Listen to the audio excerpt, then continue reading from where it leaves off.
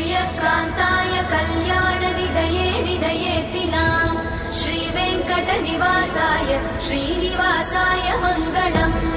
Lakshmi सविभ्रमालोकसुभ्रूविभ्रमचक्षुषे